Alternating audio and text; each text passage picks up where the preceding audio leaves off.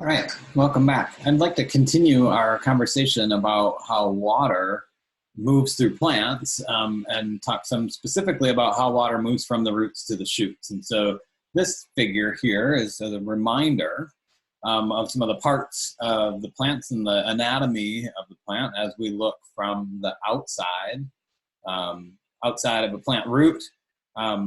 We can look at the root cross-section and look at how water actually moves through the different parts of the plant. So remember, the epidermis is the outermost layer of cells, protects the roots, and produces those root hairs that increase the absorptive surface area of the root. Once we enter in the epidermis, we enter the cortex. The cortex consists of all that ground tissue, all those parenchyma cells that store carbohydrates throughout the plant. And as we move in, then we hit the endodermis. And the endodermis is that layer of cells that seals off the vascular tissue from the cortex. So it's that ring of cells separating the cortex from the vascular tissue. Just inside that, we have the pericycle. Pericycle is that potentially meristematic tissue where branch roots can emerge from the pericycle itself. And then, of course, we have the vascular tissue. When we're talking about water movement, the xylem, of course, is a very important part of the vascular tissue that's going to move the water. But we also have the phloem present adjacent to the xylem in the center.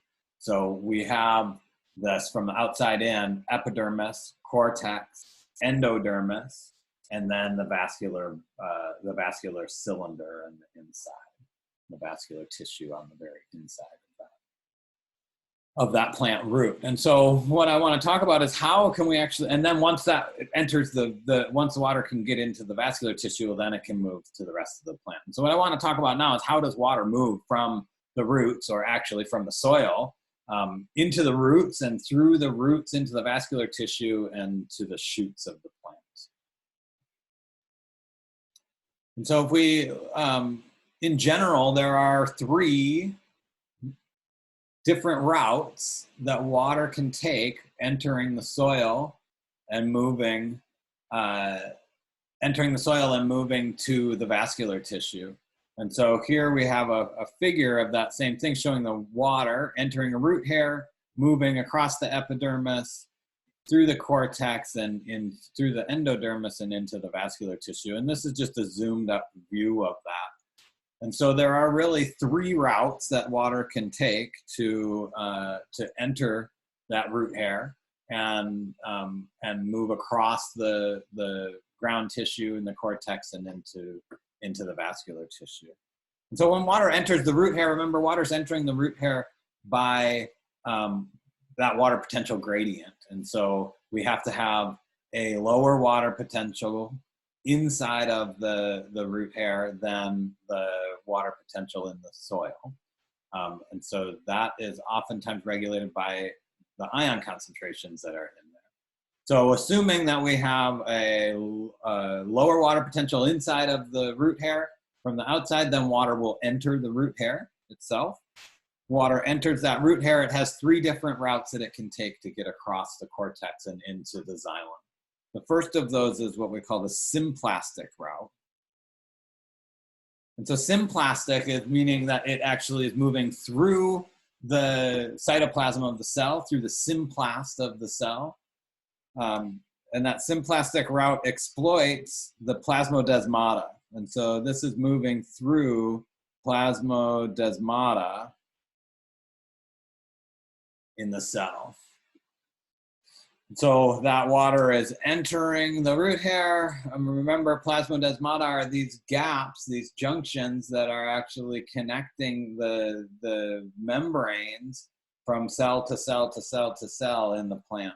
And so the symplastic route takes advantage of those plasmodesmata, and water can move through the symplast, through plasmodesmata, from cell to cell to cell until we reach the endodermis. The second route is what we call the transmembrane route.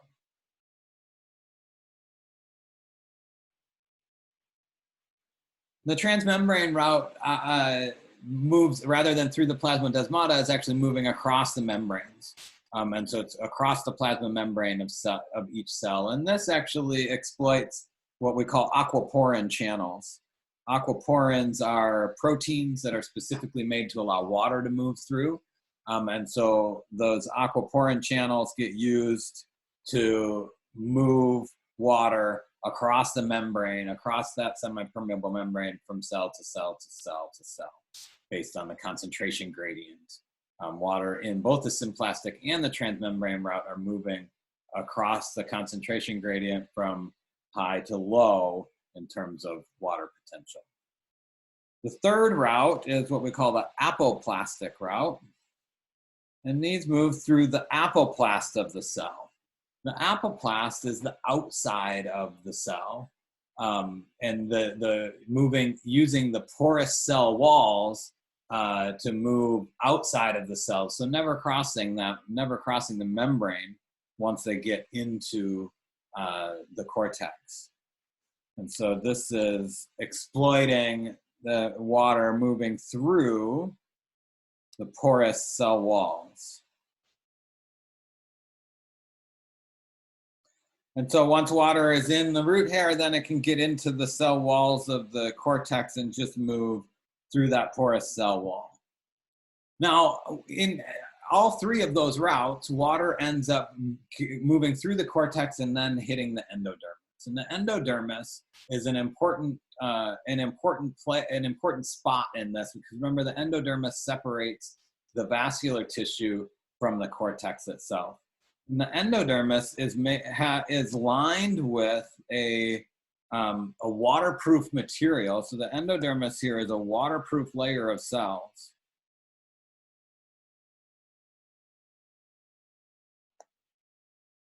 That are coated in a compound called suberin.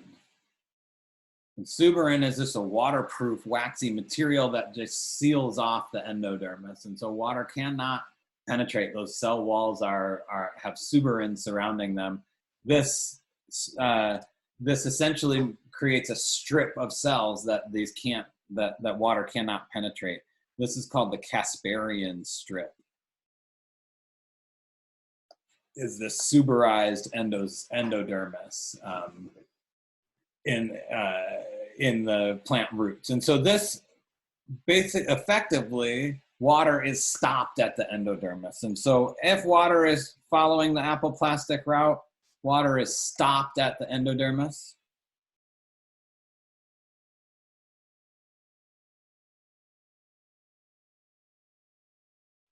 And must enter the symplast.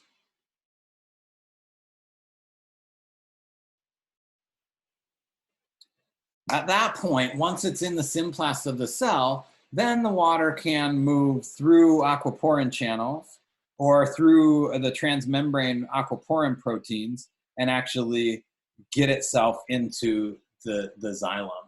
But the point here is that water, to be able to enter to the xylem, so to enter xylem, water must cross two membranes, at least two membranes.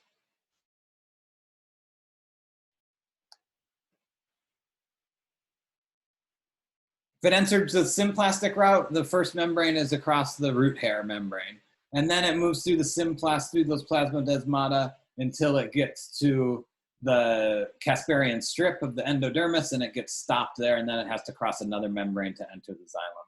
If water is going through the transmembrane route, it's crossing lots of membranes through the aquaporin channels, and then finally crossing a membrane and entering the xylem. If it's going through the apoplast, it crosses the membrane in the root hair, moves through that porous cell wall until it hits the endodermis, which then pushes them into the symplast. The water has to go into the symplast of the cell and then enter the xylem through the plasmodesmata or through the aquaporin channels. And so this is important because the Casparian strip is basically acting like a gasket around the endodermal cells that's preventing water from moving through the apoplast. And it forces the water to enter the cytoplasm of the endodermal cells. And by forcing the water to enter the cytoplasm of the endodermis, it's effectively, the endodermis is acting as a filter. It makes the water enter that endodermis, and that way these cells, the endodermal cells, can allow necessary ions like potassium and phosphorus and nitrogen to move in, but they can filter out dangerous ions like salts or heavy metals. And so that endodermis, by forcing you to cross a membrane, now we have essentially created a filter to filter out those dangerous ions and only allow the ions that we want to move through. Because we don't have channel proteins that will allow these dangerous ions to get across that membrane and into the xylem. So the other thing that the Casparian strip does is it prevents, once water enters the xylem, it actually prevents water from moving back out of the xylem and leaving the root and losing water from the root. And this can happen if that water potential, if the soil gets very dry, then water can be sucked out of the, can actually be sucked out of the root, out of the plant cells and back into the soil. But once that water enters the xylem, the Casparian strip, actually the endodermis with the Casparian strip around it, prevents that water from being sucked back out. It can't move back across that, back across the Casparian strip. And so that prevents that water from moving.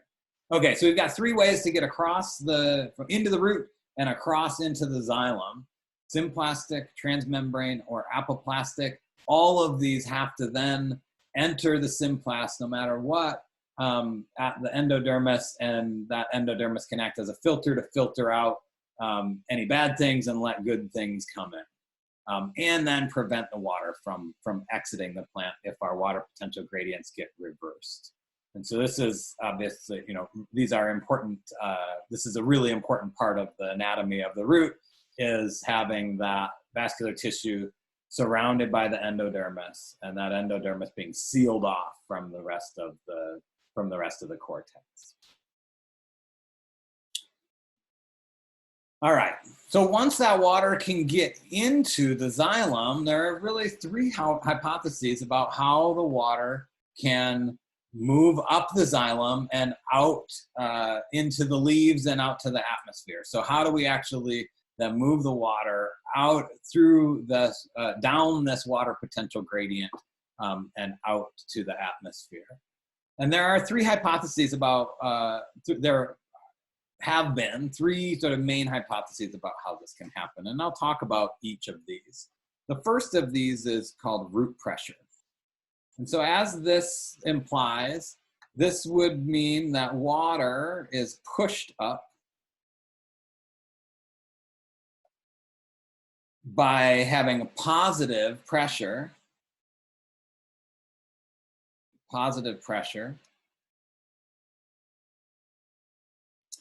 Pushes the water up the plant. And so the way that would look is that psi sub p, the water potential gradient, is positive in the root cells.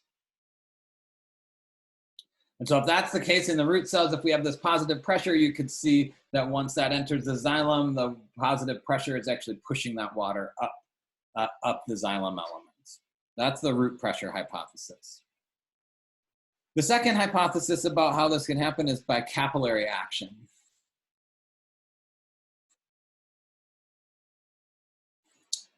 Capillary action works by adhesion and cohesion. And so I think we're all familiar with, if you have a very narrow tube, a narrow straw, and you put that in water, some of that water is going to move up the tube by capillary action. What that is the adhesion of water molecules to the outside of the tube, so to the tube material, pulling it up, and then the cohesion of water to itself, water molecules to themselves, pulling the water behind it. And so we end up with water moving up this small tube because of adhesion and cohesion. The third hypothesis is one of having negative pressure. This is called the cohesion and tension hypothesis. And what the cohesion and tension hypothesis is you have negative pressure produced in the leaves. So negative pressure in the leaves sucks, negative pressure being sucking pressure instead of pushing pressure, sucks water up the xylem. And this has to do with the leaves actually exerting negative pressure on that column of water and the cohesion of water molecules to each other and the tension of those water molecules pulling that water then up and out of the leaf. And I'll just ruin this right now and tell you that the answer to this is cohesion and tension. So cohesion-tension hypothesis is the way that water is moved. I want to talk about, but root pressure and capillary action definitely play roles. And so I want to talk about each of these and talk about why root pressure can't work and why capillary action alone can't work and why cohesion and tension is actually the only way to be able to move water up a potentially 400-foot tall tree, not using any energy besides the energy of the sun. And so let's walk through each of these and look at what we see when we have water moving via root pressure. When water moves via root pressure, there's a couple of specific things that have to happen. And so what this actually is meaning that there's positive pressure building up in the root of the plant, and that positive pressure is pushing into the xylem. And so how could that happen? Well, let's think about this at night. In a root, at night, the ions will build up in the root. Why does that happen? Well, at night, the stomata in the plant are closed. And if there's a water potential gradient between the soil, water, and the inside of the root, then those root hairs are going to uptake water and nutrients and minerals into the cortex. And so as that moves in, we'll have ions, water potential, ions building up in those root cells. And that water, what will happen as those ions build up in the xylem? So ions build up in the xylem. Those ions will then get transferred into the xylem as well. And those ions then build up in the xylem as well. As those ions build up, what happens to the water? Well, what happens is water will then begin to flow in, because now our water, as those ions build up, the water potential of the xylem, the solute potential of the xylem actually goes down. And so water flows into the xylem.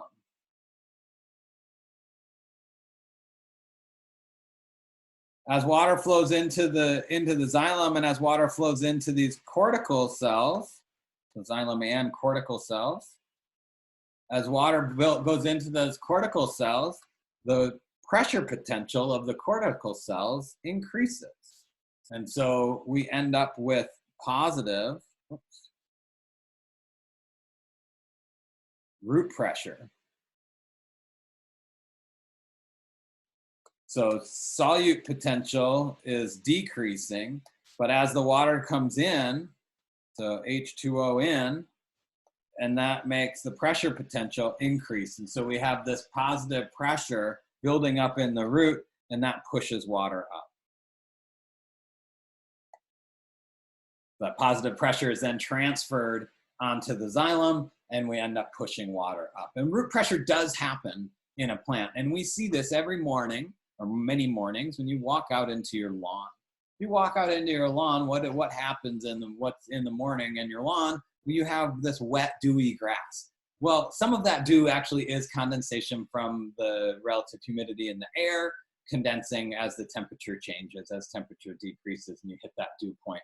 But a lot of the water that we see on a dewy lawn is actually from a process called guttation. And you're seeing that here in this low-growing plant. Guttation is actually when water, because of positive pressure, is forced out of pores on the leaf. And so these leaves have little pores at the end of those teeth, and the water is actually being pushed out from that positive root pressure. This is called guttation, And this happens. And so that dewy lawn, a lot of that is from the positive root pressure that's built up overnight, pushing the water that's in the xylem out of the plant through these pores. Those pores kind of release the pressure to that. So root pressure definitely is a way that water moves, but I'll say that root pressure is limited to just a few centimeters. And so you're never going to move water more than a couple centimeters by root pressure. And so because of that, only our low-growing plants, our plants that are a few centimeters tall, are going to show this guttation, this water being pushed out of those because of the positive pressure that's built up at nighttime. Okay, cool. So that's our root pressure. So it does move water, but it can only move it a couple of centimeters.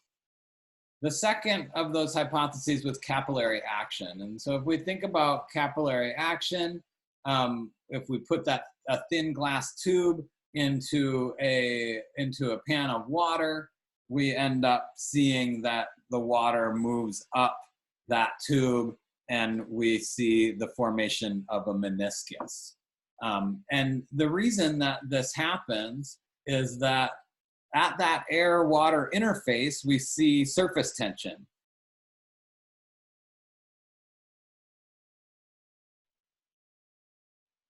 And this creates that meniscus that we're used to seeing in a thin tube.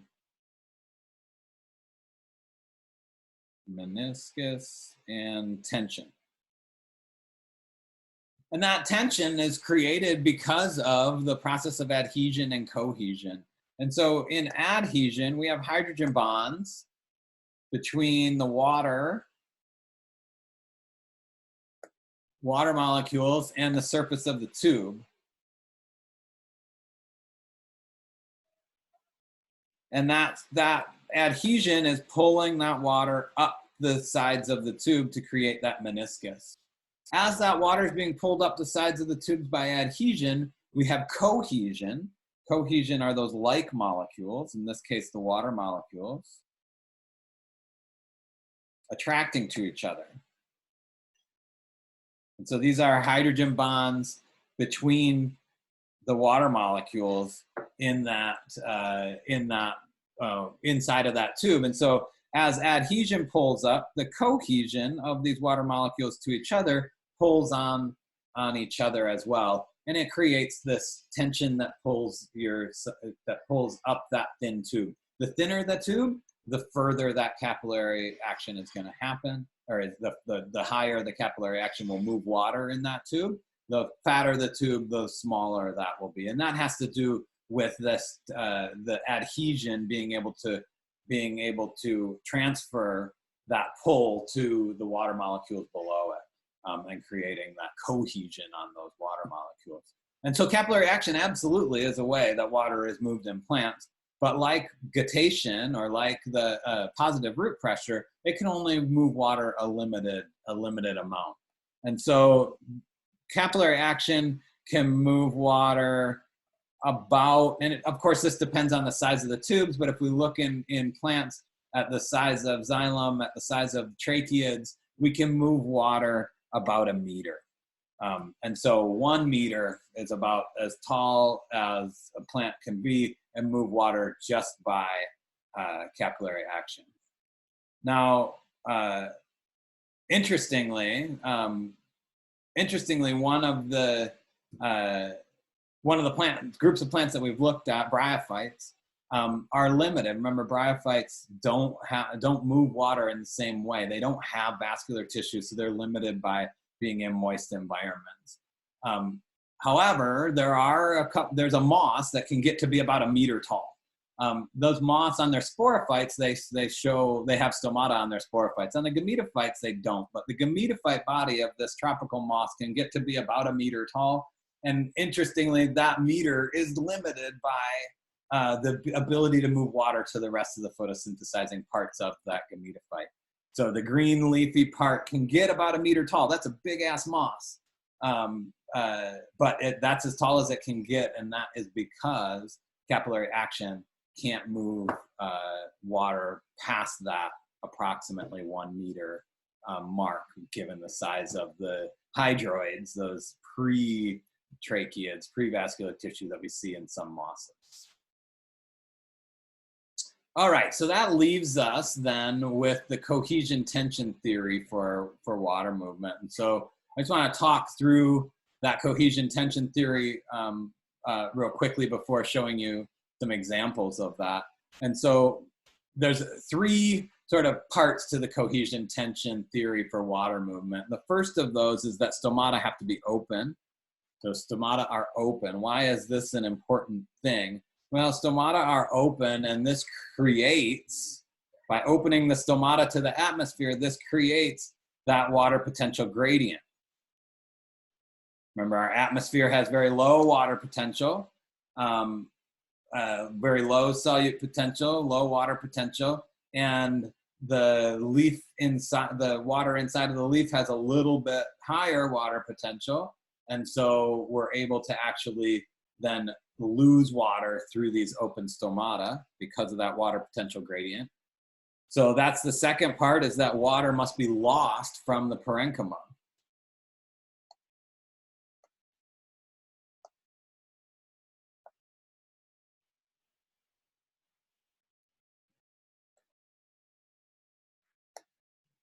So inside of the leaf, we have all those parenchyma cells inside of the leaf. Water has to be lost from those parenchyma cells inside of the leaf. When water is lost from those parenchyma cells inside of the leaf, we actually form a meniscus. Can't spell. Form a meniscus at the air-water interface.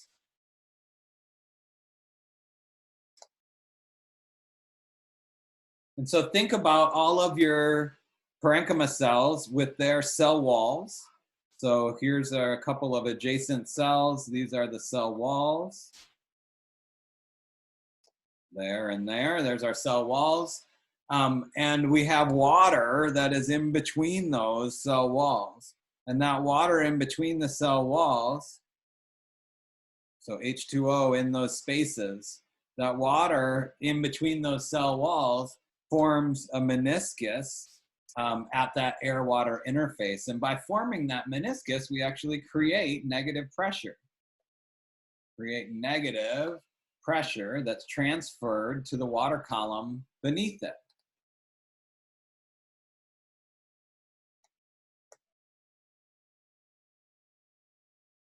Transferred to the xylem and the water column in the xylem. And so interestingly, something that's required for this to work then is that in the xylem, we have to have a continuous column of water.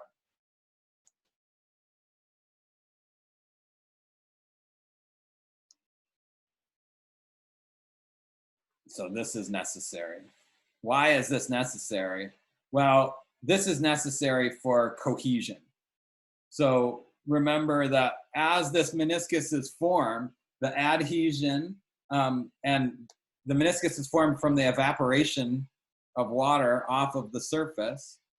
So that evaporation happens, it forms that meniscus, and then the cohesion is actually creating tension and pulling the water column up from below. And so that water column has to be continuous for this to happen.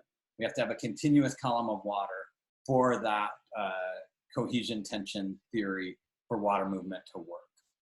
Okay, so there's an awesome YouTube video that I want to show you right now that summarizes a lot of this. I'm going to do this. I'll post in the notes a link to the YouTube video, but I'm going to go ahead and do this right now because then we'll come back at the end and I'll sort of go through a summary of this with everyone together. So let's switch over here to YouTube and check out, hopefully, check out this YouTube video.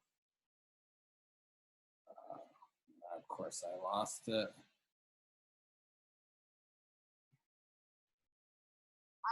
Oh, sorry, we'll skip this ad. Okay. Pulling up the water molecules behind it. And that's clearly, sometimes the simplest questions have the most amazing answers. Like, how can trees be so tall? It's a question that doesn't even seem like it needs an answer. Trees just are tall. Some of them are over 100 meters. Why should there be a height limit? I'll tell you why. Trees need to transport water from their roots up until their topmost branches in order to survive. And that is no trivial task. There is a limit to the height that water can be sucked up a tube. It's 10 meters.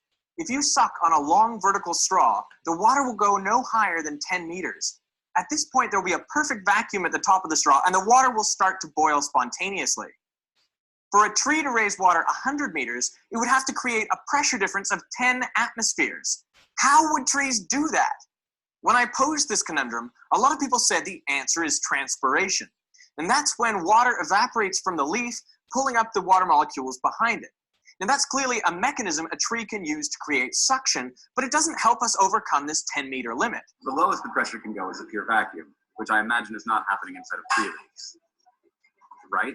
Right, Hank. So you might suspect that a tree does not contain continuous straw-like tubes. The tree effectively has valves in it. So you don't have a column of water. This big tube, which you're saying needs to be filled with water, is actually made up of cells. Although these are good speculations, they don't turn out to be correct. Scientists who study trees find that the xylem tubes that transport water do contain a continuous water column. So how else could the tree transport water from the roots to the leaves? They don't suck. They don't use a vacuum. Okay, so how do they do it? Squeezing like a cow, like you're squeezing a cow udder all the way up. There's little tree muscles in there. Yeah? Besides being a giant waste of energy, all of the cells that make up the xylem tubes are dead. What about osmotic pressure? If there is more solute in the roots than in the surrounding soil, water would be pushed up the tree. But some trees live in mangroves where the water is so salty that osmotic pressure actually acts in the other direction, so the tree needs additional pressure to suck water into the tree. Then it must be capillary action. The thinner the tube, the higher the water can climb. But the tubes in a tree are too wide. At 20 to 200 micrometers in diameter, water should rise less than a meter. So how do trees do it? Well, one of the assumptions we made is wrong. The lowest the pressure can go is a pure vacuum. In a gas, this is true. When you eliminate all of the gas molecules, the pressure is zero, and you have a perfect vacuum. But in a liquid, you can go lower than zero pressure and actually get negative pressures. In a solid, we would think of this as tension. This means that the molecules are pulling on each other and their surroundings. As the water evaporates from the pores of the cell wall, they create immense negative pressures of -15 atmospheres in an average tree. Think about the air-water interface at the pore. There is 1 atmosphere of pressure pushing in and -15 atmospheres of suction on the other side. So why doesn't the meniscus break? Because the pores are tiny, only 2 to 5 nanometers in diameter. At this scale, water's high surface tension ensures the air-water boundary can withstand huge pressures without caving. As you move down the tree, the pressure increases up to atmospheric at the roots. So you can have a large pressure difference between the top and the bottom of the tree because the pressure at the top is so negative. But hang on, if the pressure at the top is -15 atmospheres, shouldn't the water be boiling? Yes, it should. But changing phase from liquid to gas requires activation energy. And that can come in the form of a nucleation site, like a tiny air bubble. That's why it's so important that the xylem tubes contain no air bubbles. And they can do this because unlike a straw, they've been water-filled from the start. This way, water remains in the metastable liquid state when it really should be boiling. It's just like supercooled water remains liquid even though it should be ice. So you could say that the water in a tree is super sucked because it remains liquid at such negative pressures. And why are trees moving all this water up the tree? I want you to make a guess. Say it out loud. For photosynthesis? Actually, no. Less than 1% of the water is used in photosynthetic reactions. Any other ideas? Okay, what about growth?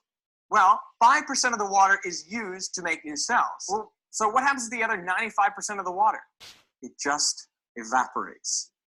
For each molecule of carbon dioxide that a tree takes in, it loses hundreds of molecules of water. Whoa. Can you believe how amazing this is? Trees create huge negative pressures of tens of atmospheres by evaporating water through nanoscale pores, sucking water up 100 meters in a state where it should be boiling but can't because the perfect xylem tubes contain no air bubbles, just so that most of it can evaporate in the process of absorbing a couple molecules of carbon dioxide. I will never look at trees the same way again. How does that make any sense? No. They don't eat me. Water is all they consume.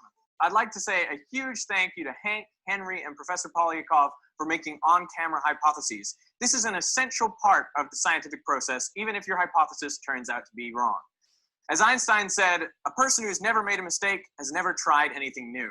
I always wondered what it would be like to be on this side You of can get Cassian video. Now, I'd be surprised if you weren't already subscribed to these guys, but if you're not, go click on these annotations and check out their channels. You may just learn something. I'd also like to thank Professor John Sperry from the University of Utah. He walked me through all of this in an hour-long Skype conversation, so I'm going to put a link to his website in the description. We're looking at pressures here below atmospheric, is that right? That's right, below atmosphere. This is liquid pressure, not gas pressure. So it's a common misconception that, oh, you can't have, negative pressures because there's no molecules left. The definition of pure vacuum is 0 molecules. That's for gas. Okay, so just to be clear, I think this was one of my big problems in understanding this. This video would have been impossible without CGP Grey. When I told him about this idea in London, and I felt like mind just blown with this whole thing. he said it was going to be really hard to explain. And when he says it's hard to explain, things are going to be tough. So thank you for all your input to this script. And thank you for watching. Making this video has been a real odyssey for me. So thank you for joining me on that journey. I really appreciate all of your comments. And if you haven't subscribed to the channel already, you can click the annotation or click the link above and join me on my next scientific adventure. I made a video promising to make a video about the answer to this. I proposed the problem a couple. Okay, I'll go back to our video. So hopefully you like that. Like I said, I'll post the link to that so you can check that out, and then check out some of the other videos as well that they put up there. There's some really great ones. But this. That sort of explains that cohesion-tension theory. It's an important piece to understand that it's really the evaporation from the porous cell wall. So all of the little pores in the cell wall, those many pores that are creating all of these little tiny menisci, the different meniscus. All of them creating negative pressure, and it's all that negative pressure combined that pulls on that column of water. Okay, so let's go through real quickly to end this out and just sort of summarize this cohesion-tension theory for water movement with this diagram. And so the diagram, you'll notice I'll write stuff down here, and we'll look at the numbers 1, 2, 3, 4, 5, and 6 here, and look at how water is actually moving through there. So here we see the cellulose microfibrils of the cell wall in a leaf mesophyll cell. So this is inside of the leaf underneath the stomata. There's an airspace, and then we see the cellulose cell walls, and each of the pores in the cell walls water is evaporating off of those into that airspace. As water evaporates off of those into that airspace, we're actually creating that tension, creating that negative pressure, pulling on the water column behind it. So number 1 here represents having open stomata and creating a water potential gradient between the airspace inside of the leaf and the atmosphere.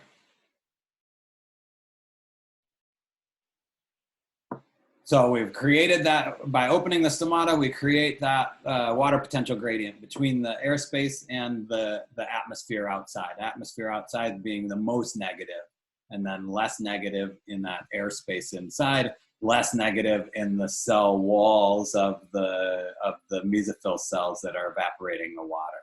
So that's step 2 here, is actually evaporation of that water at that air-water interface.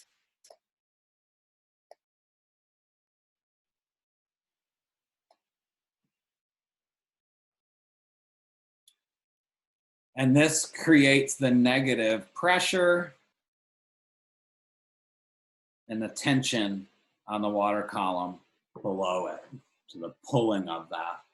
So if we then move, so as that evaporation is happening, creating that negative pressure, then water is pulled out of the xylem and into the mesophyll, into the cell walls, pulled out of the xylem into the cell walls of those mesophyll cells in that parenchyma, those parenchyma cells there. So water is pulled out of the xylem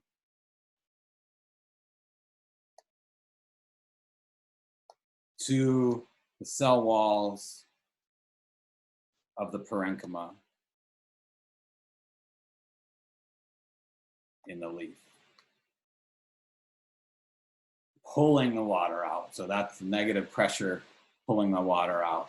If we look at 4, what 4 represents is this continuous column of water that we have through the stem xylem. And that's important for the cohesion part of this. Continuous column of water in the stem xylem. And that is important for cohesion. So we're actually the tension is then pulling all the molecules behind it up. So number 5, now we're working our way all the way down through the stem and we're down into the root. Number 5 is a picture of that xylem in the root and the movement of water from the cortex into the xylem. And so just like water is pulled up the stem xylem, water is pulled into the xylem from the cortex. So that negative pressure is exerted on the water that's in the cortex, moving it into the xylem to be continually pulled up. And then finally, 6 represents water entering the root hairs, H2O entering root hairs, and the cortex. And so how does that happen? What's actually responsible for water entering the root hairs and the cortex? And this is, remember, the solute potential. So solute potential is most important entering the root hair and the cortex of the cell, because we have living cells with cell membranes. Once we get into the xylem, with the main thing moving the water is that negative pressure, that pulling or sucking pressure caused by the evaporation that's happening at that air-water interface. Okay, so that summarizes all of this. One of the other things that's really important to think about with this is those immense negative pressures that are produced. And so remember in that video, they described this as being super sucked. So this is creating an incredible amount of negative pressure on that column of water. And in most cells, these cells would end up collapsing on each other. And so you would actually cavitate the cell. So much negative pressure, like if you suck on a straw too hard, you can collapse that straw. Well, why doesn't the xylem and the stem actually collapse during this process? And if we remember, these have secondary cell walls. And so xylem are made up of sclerenchyma cells that are dead at maturity. And there are no membranes. No membranes, so we've got that continuous column of water, but importantly, these are thick, lignified. Remember, lignin is that extra strong material that are thick, lignified secondary cell walls to withstand those immense negative pressures.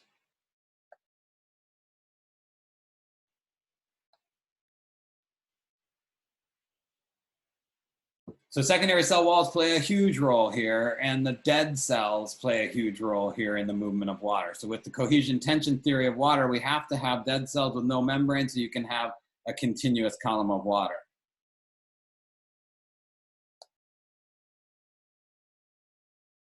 And then these dead cells with their continuous column of water in them have to have very strong cell walls so that they don't collapse under those immense negative pressures. So is there any evidence for this? And there's actually a couple for the cohesion-tension theory. And, surprisingly, this is something that wasn't able to be tested directly until the 1990s. But there were some indirect ways to test this or to look at this. And one of those indirect ways is really simple. If you look at a leaf, we've got a long petiole. Remember, those veins are moving out the petiole and into the leaf where the stomata are, creating the air-water interfaces and evaporating off of that. Well, if we have this,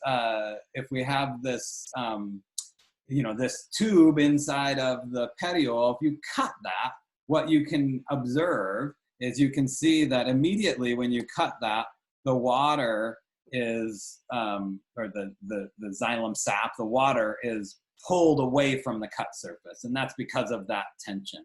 And so that's one really simple, the transpirational pull at that air-water interface is really what is creating that tension. And so this is a simple but effective way of observing the negative pressures that are being put on the that water column inside of the leaf. It's not super satisfying though. We actually would love to be able to measure this. And so it actually isn't until the 1990s when the technology, which is having this xylem pressure probe, is developed to be able to actually experimentally test the cohesion-tension theory. And so just walking through this, do direct measurements of pressure in the xylem tissue support the cohesion-tension theory. The hypothesis here being that if we increase transpiration by raising the light intensity, then what should happen to the xylem pressure in the leaves? Well, the xylem pressure in the leaves should get more and more negative. So xylem pressure in the leaves should decrease. We should have a more negative,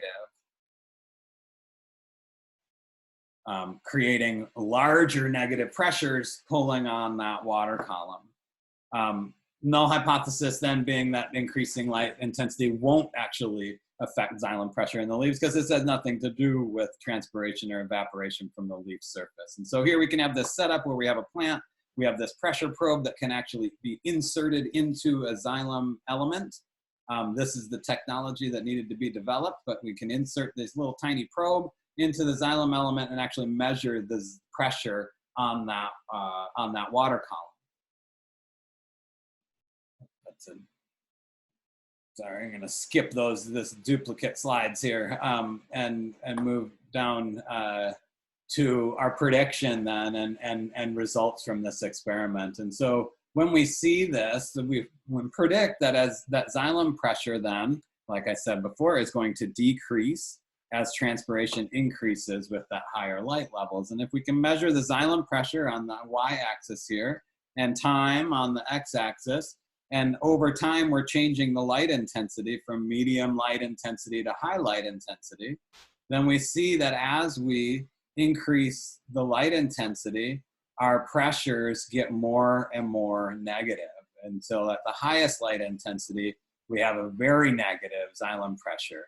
And so our conclusion from this experiment is that xylem pressure decreases when light intensity increases. And that data supports the cohesion-tension theory. All right, so just to wrap this up here with a couple of points. One of the main point that I want to make here is that the cohesion-tension theory for water movement requires no energy input from the plant.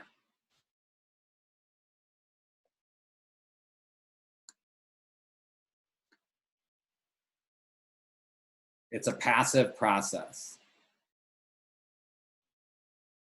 that does not require ATP.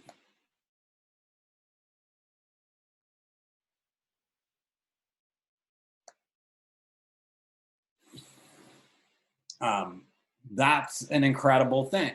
That the only energy input here is the sun. Sun is the only energy input.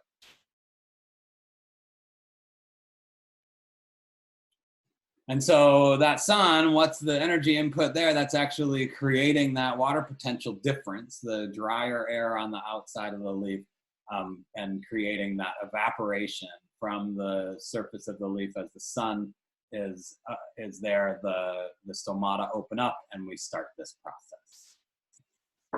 Okay, I will end this here, and we'll jump back in here and talk about some adaptations for limiting water loss and sort of the evolution of some of these adaptations and with respect to both dry environments, but also freezing environments as well. Okay, thanks.